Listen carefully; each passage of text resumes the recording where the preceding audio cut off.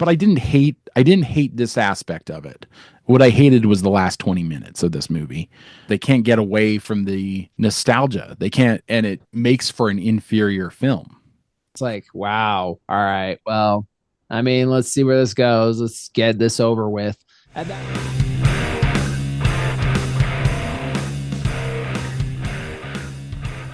Hello and welcome to the Brothers Random Show. My name is Travis. I'm Michael. And we are two ordinary brothers discussing extraordinary ideas and some random shit. Michael, why are we here? Since it's the beginning of the year and no good movies are coming out. What a dump. We're discussing older films that have been out for a little while. Today, we are discussing Alien Romulus. Run.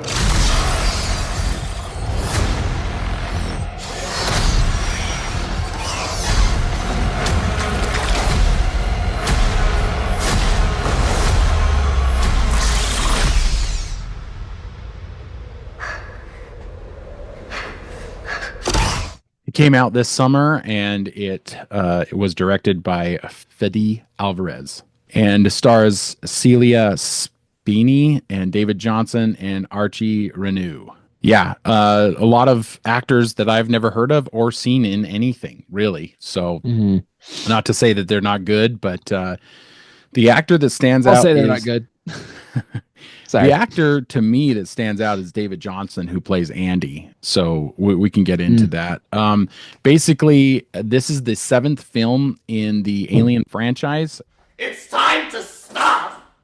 It's time to stop, okay? No, God, please, no, no. Please make it stop. No. If you guys are not familiar with the Alien franchise, I suggest you go watch a couple of them. We also did this past summer, we did a 45-year anniversary review of the original Alien. So the original Alien this past year is 45 years old. It's older than both of us. So, and it still holds up. I mean, it holds up pretty well. And we're going to be comparing Alien Romulus to this movie because the Alien was the original, and well, it felt like it did feel a little bit like a remake because it had so many callbacks. There was a lot of callbacks in this movie to the original first two. Yeah, which I mean, honestly, probably made it a better film than if they had tried to do their own stuff. But let's go over initial thoughts. Initial thoughts. I was into this movie until the last 20 minutes, and it falls apart in the last 20 minutes. And we'll get into that when we get past after spoilers. Initial thoughts. It was entertaining. That's about what I'll say. I was entertained. It kept you involved right up until the end. Sure. Yeah. Like there were, and we'll get into the end, but even at the end, there were some things that I kind of liked, but that's because they were callbacks to the original. And I was like seeing the callbacks. I'm like, okay. Yeah. That's kind of cool. But there were some things that I liked. There were like action moments, and there were some moments that I was just like, okay, that's kind of cool.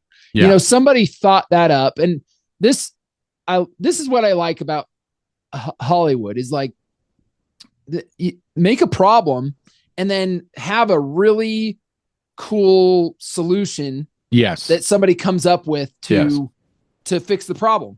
Right? And that's what this does. This movie does this at least twice, I think. There were a few moments where I was like, okay, cool. Somebody actually put some thought into this. Yes. About how there's a problem and how can we get them out of this problem. I'm like, all right, cool. That is part of movie making that I like, a movie story that I like. And this had a few moments like that. Now they were in and out of a lot of other things that I a did lot of not dumb, like. a lot of dumb stuff that, yeah, We'll just that's we'll a just that's leave, a big that's a big until spoilers. We'll leave it at that. that's a big problem for this movie. I'm going to just mention, so every person in this movie is super young. What was really great about the original is there were old people.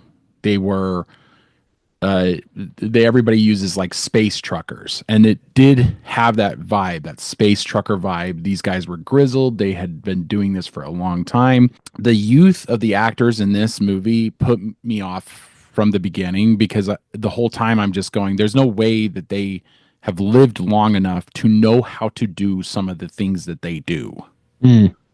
And especially when you look at a younger generation now, like there are kids who don't know how to change a tire who are graduating, this year. They're like, these kids are way too competent for the age that they are. So that had me like, I was like, right away, I was like, I don't know if these people really know how to do this. Interesting. I think that they probably did that on purpose, so that they might have done that so that they can connect to a younger audience. I got you. Bringing in, I mean, like you just said, 45 years old. The original Alien is 45 years old. Yeah. And this, in a sense, I mean, a little bit of like a remake. Yeah. A little bit of like a sequel, kind of. There's a few different aspects where you're just like, okay. But opening up this, bringing it to a younger audience might have been kind of the point. Entertaining, but I think it kind of lands on its face. All right, we'll get into spoilers. Spoilers now. I was into it right up until a woman has a baby that is part alien, part human and part alien, and that just was like, looks kind of like grotesque. It was like a grotesque. Was this supposed to be a little bit of a callback to Prometheus? Yes, because I think so. He looked just a tad like the Prometheus alien. Yeah, this movie had a lot of potential. Now, I didn't have high hopes for this movie, and I'm sitting there watching it, and then there are a couple really cool things that happened. So first of all, like an entire chamber full of the face huggers. That's a great idea, because there's the two, I believe, in Alien, the second movie, coming after, and it's kind of a scary Newt and Ripley, Sigourney Weaver, and so that's more of the same. Like, we want more of the same when you have a sequel, right? So they had an entire chamber that they're locked in, and the face huggers are starting to thaw out, essentially. That's cool. That's a great moment in this movie. There's another great moment where there's a zero gravity fight scene between one of these kids and a bunch of xenomorph aliens, where she's shooting them, and the blood that is also acid is kind of moving in the air, and they have to dodge it. I thought that was an excellent scene. It's well done, and this is kind of goes back to what I was saying about problem solving. Yes, because it's a smart move on the character's part. They establish that there's a problem. Aliens bleed acid, and they are at the bottom of the spaceship. So if the acid, basically the Andy's character explains to them that if they shoot any aliens here, that the acid's going to bleed acid through will burn through, and we'll all die here if you do that. So that's what happens? The gravity is what takes the acid through the floor. Get rid of the gravity, and then you can shoot all the aliens, and the acid's not falling through the floor. I was just like, it's brilliant. It's a cool idea. Great. Yeah. I as soon as they were talking about the zero gravity in at the beginning, they have a zero gravity generator that keeps wigging out on them. I thought, oh, they're going to do something with that, and that would be really cool. So, in my opinion, the movie should have ended after the fight in the elevator shaft. That's when Elevator they should shaft have. was a great. I thought that was That's a a great great scene scene. too. Yep. It's exciting, and the way that they have each obstacle for the characters get a little bit more intense, and they got to overcome each obstacle. Thought that was excellent. It should have ended there, and then it The doesn't. the line was really stupid. Oh yeah, okay. So the callback lines are dumb. Yeah. He's like, "Get away from her, you bitch," and it's so stupidly used. Yeah. Especially since he pauses for longer. Yeah. And then it's like, do we really? At that moment, I just laughed because this is supposed to be an intense moment, so maybe we shouldn't be laughing after that. I don't know. I just thought it was kind of dumb. I mean, so this movie did well in theaters, so people were into it. I think the Gen Zers came out. It made 350 million worldwide. What it cost to make? I think 80 is what I want to say. That is not bad. Not a bad return on your investment. Yeah, it is. It's really not. Pretty good. It made back its money. I would assume that because it's kind of considered sort of a hit, that they're probably going to do more. This movie was way more violent than the previous installments, I would say. And I think it's like the director, the Alvarez, he likes his violent takes. He did Don't Breathe, which is actually a pretty good horror movie. He's mostly known for his horror. He's a horror director, which makes sense because this is actually a franchise that started out as like a space horror, and so that's kind of where this one went. It has its few action moments, like the elevator shaft scene was an excellent action moment, and in my opinion, like I just said, it should have stopped after that scene, because then she gets on another ship with her friend who's pregnant and has injected herself with some xenomorph serum, and then the friend has the baby gestates really fast, and then comes out of her, and it's like a combination between a xenomorph alien and a human, which they've tried to do kind of in the past movies, and it's just never worked. It's just never worked. And it was just like, I was just done. At that moment, I was like, just like, wow. All right. Well, I mean, let's see where this goes. Let's get this over with. At that point, I was like, let's just get this over with. What are you doing here? What are you doing? Because it was dumb. It was dumb. It was just a dumb. mistake. Another problem with this movie is like you can't remember anybody's names. This is the problem with casting good-looking young people, is they have no defining features. The oldest cast member is actually the Rook, which is played by the late Ian Holm. They just through digital mastery. Which I don't know if this is a mistake or if this is still something we want to go down, because they've brought dead actors back to life with the help of CGI. Now it never quite looks like the actor. This one's probably the closest I've ever seen it. But Ian Holm. It helps that it's deformed a little bit, and yes, like you see it through some screens that are kind of fadey. So those kind of helped with that. Ian Holm played the Ash droid or robot from the first film. I wasn't quite getting if this was supposed to be the same.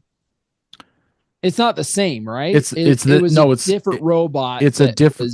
The same model. It's the same model robot. I think that's what it was, and that's where it got confusing, right? A lot of people who would be people who had seen the original are coming in going, I thought he died in the original movie. So they're going to think, well, is this the same space station? So they don't really explain that very well. That kind of confused people. And the thing is that the Ian Holm has been dead for over 4 or 5 years now. He died in 2020, and he was, if you're unfamiliar with the actor, he was like the original Bilbo Baggins. He played the older version of Bilbo Baggins in the Lord of the Rings. He's an excellent actor, and he did very great job as Ash in the original Alien movie. And they kind of bring him back to do exposition dumps in this movie. And he's kind of the villain of the movie again. I don't know how I feel about his whole character in this, because I get that they needed somebody to explain things, but I also am like, well, should this movie stand on its own? Do you get what I'm saying? Like, this is bringing back old characters. Old characters. There's old lines and old characters and there's a lot of shit in this that they should have just stayed away from. But I didn't hate this aspect of it. What I hated was the last 20 minutes of this movie. That this was fine for me, that they had brought this character back. The moral of bringing dead actors to life again in old roles, the morality of it, I don't think is particularly, I don't really like that. Yeah. Because it we feels, could probably do a whole episode about that sometime. My big thing is that they were doing things that have been done in the past ones, but just not doing them as well, and I didn't like it as well.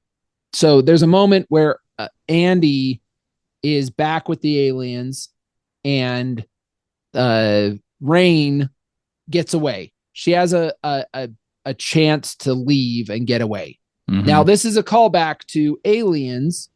Spoiler to Aliens, but there's a moment where Ripley has a chance to get away, but the little girl Newt, the little girl is captured, and so she goes back.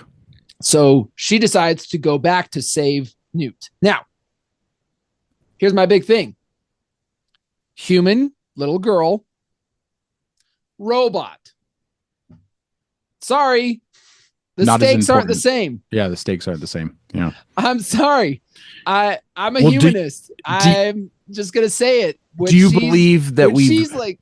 Do you believe that they've built up enough sympathy or empathy towards the robot character in order to warrant her to go after? I guess I'm not there for it. I'm like, you are an idiot. That's literally what I thought in my head. I was just like, what did it? Nope, he's a robot. I'm sorry. He was with you when you were growing up, and it was like your brother. Well, it'd be like going after a dog or a pet. So, I mean, it would be the same kind of concept, I guess, as going back for a pet. Going back for a pet. Yeah. I didn't. So I love Aliens. Aliens is a great film. To me, one of the great. I didn't think it landed.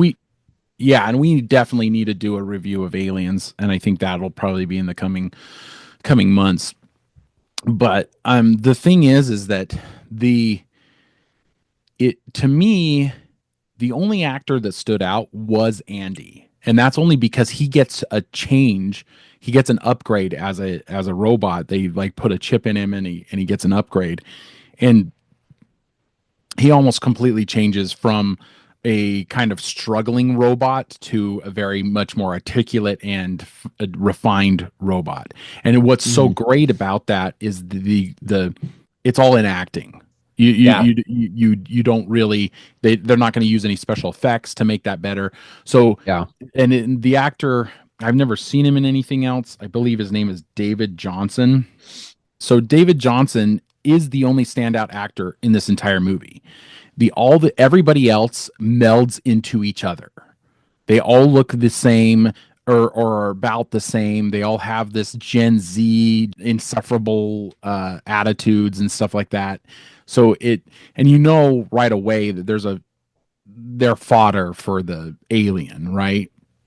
So you don't attach yourselves to them. One of the problems that this movie has that all the other that basically aliens movies have had since the first one is that we all know the surprises, right? We all know what's going to happen with the face hugger, and we all know what's going to happen with the xenomorphs.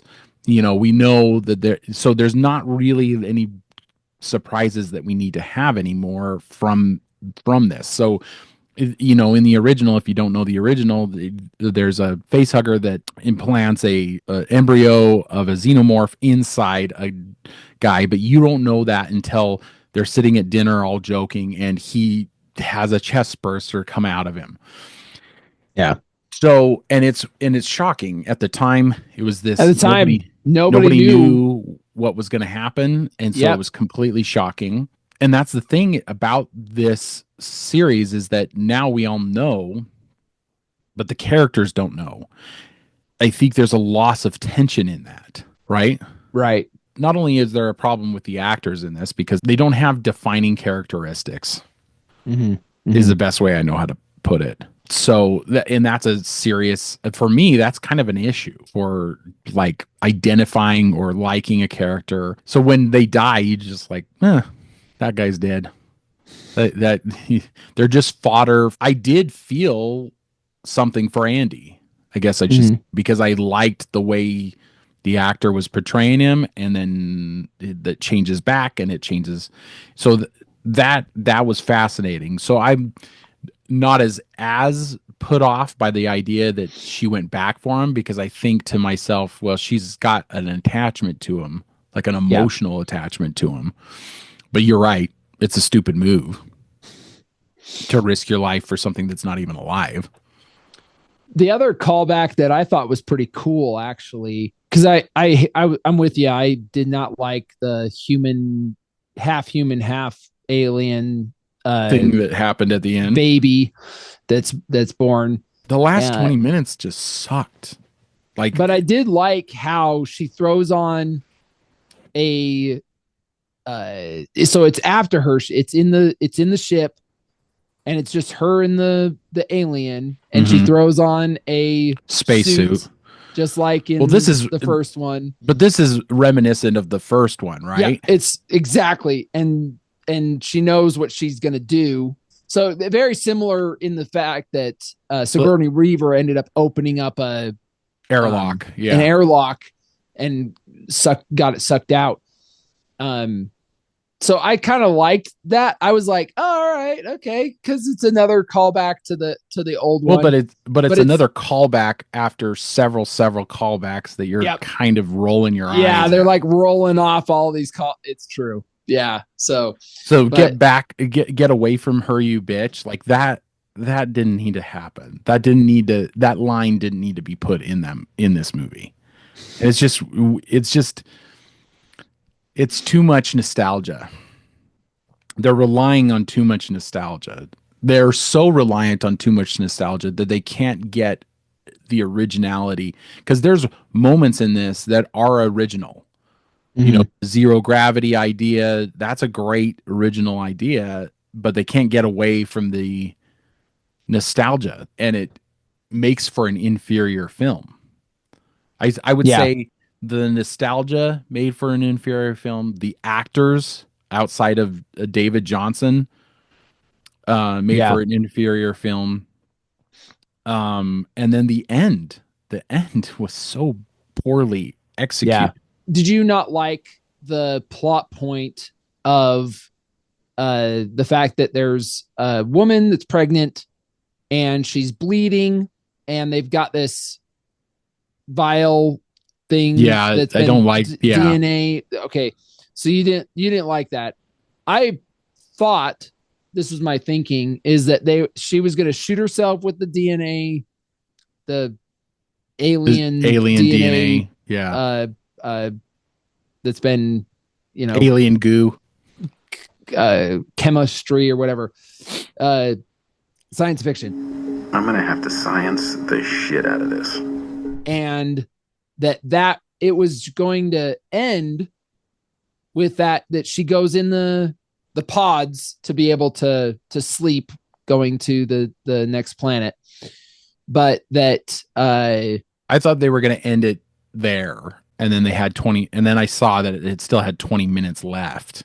But that could have been another sequel. I mean, yeah. Of this pregnant lady going through customs or whatever, getting onto this planet, and then having this baby that turns out to be an alien. But going back to her getting in the spacesuit and the alien dropped into the asteroid field or whatever you want to call it.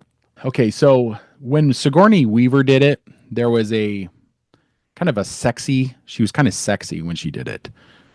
Like when she gets into the suit. She's in her underwear. And so they did the same thing with this, but it had nothing sexy about it.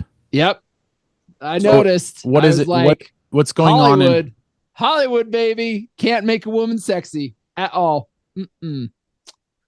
Nope. So what do you think's happening there? Like what is it just the way the Me Too movement killed people being welcome sexy? To the world of androgyny. This is how it goes. This is if you remove all the differences in the sexes, then you get androgyny, and that's where they purposely made it not sexy at all. Yeah. Like none of the characters were. But yeah, Sigourney Weaver, you're like, Well, so that's something that's definitely missing in this, because all the characters, they're good looking, but they're all non-sexy. Do you get what I'm saying? Like, so even the dudes, the boy characters are good looking. They don't do anything with it. But none of them are like, because you're supposed to get in the cryo chambers in your underwear. That's what they've previously done that in other movies. Yeah. It's just so odd that there's nothing sexy about this movie.